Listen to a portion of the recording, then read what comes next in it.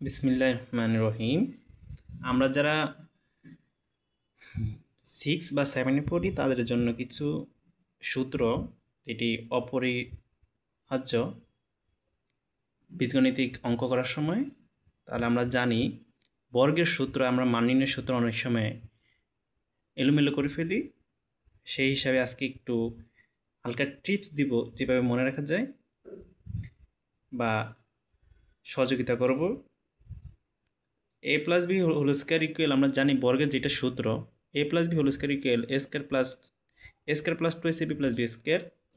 তাহলে a plus B whole square equal আমরা কীভাবে এটা বের করতে পারি, আলাদা মনে রাখতে পারি। যেমন a plus B into A plus B যদি দেই, জানি আমরা বর্গ মানে তার মতনই আরেকটা a plus B into A plus B যদি দেই, তারপরে এটা গুণ করি, এই রাশির প্রথম পদ দিয়ে দ্বিতীয় রাশির প্রথম পদকে, তারপরে প্রথম রাশির দ্বিতীয় পদকে দ্বিতীয় রাশির সবগুলো পদ দিয়ে গুণ করার পরে আমরা যদি যোগ করি, তাহলে plus 2ab square plus 2ab plus B square. আমরা কীভাবে A square plus B square equal A plus B whole square minus 2ac এই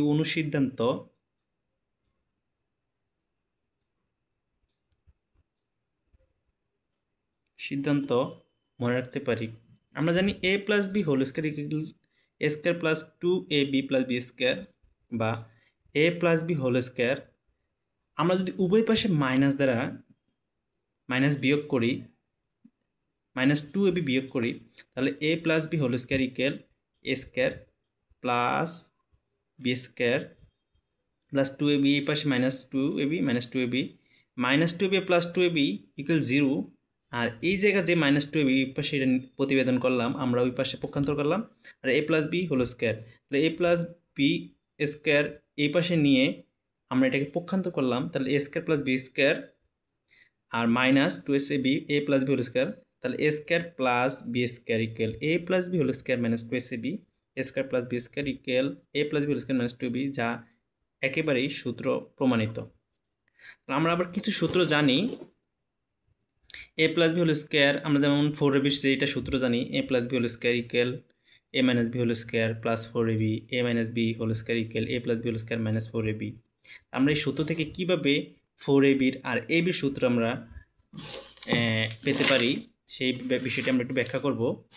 যেমন আমরা জানি 4ab সূত্র হলো, আমরা এইটা যদি আমরা লিখি, যেমন a plus a minus B whole square plus 4ab equal a plus B whole square. তাহলে আমরা যদি এই 4ab-কে রাখি ওই পাশে এটা পক্ষান্তর করি, তাহলে 4ab equal a plus B whole square minus a minus B whole square. আর যদি আমরা ab রাখি, তাহলে a plus B whole square minus a minus B whole square equal 4।